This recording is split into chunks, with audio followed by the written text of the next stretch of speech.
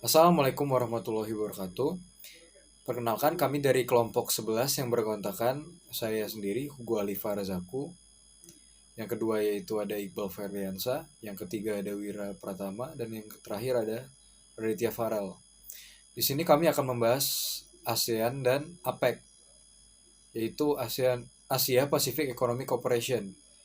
Baik, kami akan mulai memaparkan materi kami, dimulai dengan teman saya yang pertama.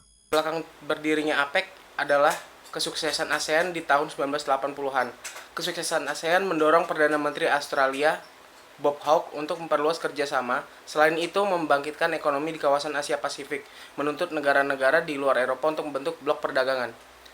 Lalu pada tahun 1989, para pemimpin-pemimpin negara yang terletak di Asia Pasifik mengadakan pertemuan multilateral dan mendeklarasikan berdirinya sebuah organisasi bernama Asia Pacific Economic Cooperation atau APEC.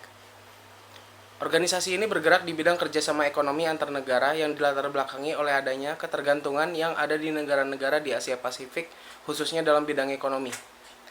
Tujuan utama APEC adalah mendorong pertumbuhan ekonomi dan meningkatkan kesejahteraan di Asia Pasifik. Hal ini dilakukan dengan mendorong dan memfasilitasi perdagangan dan investasi yang lebih bebas dan terbuka di kawasan, serta meningkatkan kerjasama pengembangan kapasitas ekonomi anggota. Tujuan APEC mempunyai 3 pilar atau Bogor Goals, berupa perdagangan investasi yang lebih terbuka, sebagaimana penerapan di Uni Eropa. Dengan kata lain, perdagangan investasi yang lebih terbuka adalah menurunkan untuk menghilangkan hambatan tarif dan non-tarif bagi perdagangan dan investasi, meningkatkan perdagangan antar anggota APEC itu sendiri. UMKM APEC juga terus didorong dalam pasar regional dan juga pasar global. Hal ini telah dijadikan prioritas oleh APEC sesuai arahan yang telah diberikan oleh Kepala Pemerintahan Ekonomi APEC pada tahun 2015.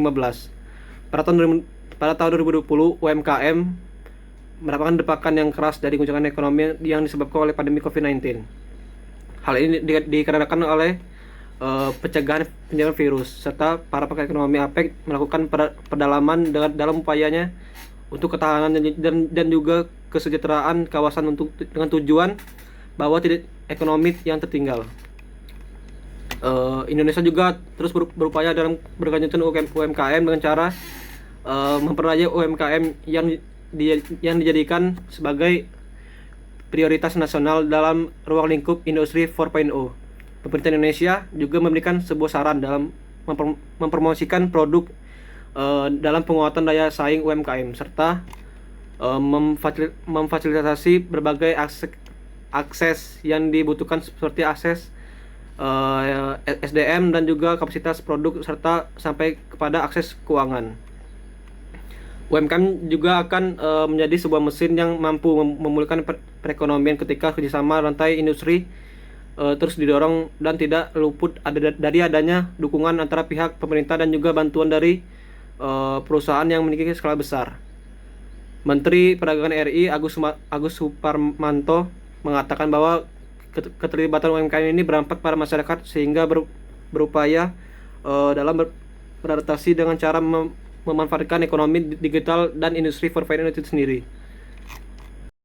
Perkenalkan, nama saya Muhammad Wira Pratama dari kelompok 11 untuk mata kuliah studi ASEAN, dan di sini saya akan memaparkan materi tentang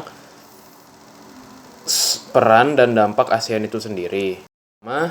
Yang pertama saya akan menjelaskan peran APEC itu sendiri.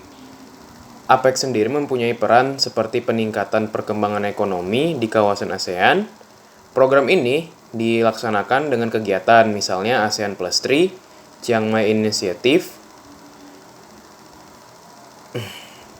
Kemudian, program ini dilakukan dengan transparansi kebijakan yang telah diberlakukan oleh forum tertinggi di APEC itu sendiri. Kemudian dilanjutkan kembali dengan dampak APEC.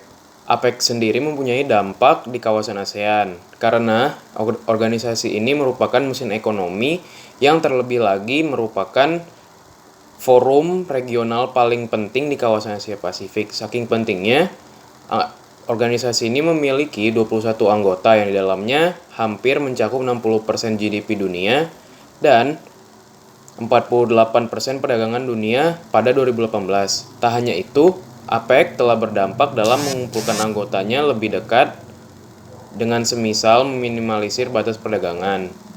Misal saja, kita bisa mendapat tarif pada 1989, tarif pada 1989 itu turun dari 17% menjadi 5,3% pada 2018. Hal inilah yang menyebabkan mengapa APEC mempunyai peran besar dalam regional ASEAN itu sendiri. Sekian dan terima kasih. Itulah pemaparan dari saya. Baik, saya akan melanjutkan pembahasan dari teman saya yang sudah menjelaskan tadi. Berikutnya adalah tentang tantangan yang dihadapi oleh APEC. Bila berbicara mengenai tantangan yang dihadapi oleh APEC, ada beberapa tantangan yang pastinya didapatkan dari internal maupun eksternal. Sebagai contohnya ada munculnya Amerika Serikat yang ingin mempunyai kontrol sepenuhnya terhadap APEC. Selanjutnya adalah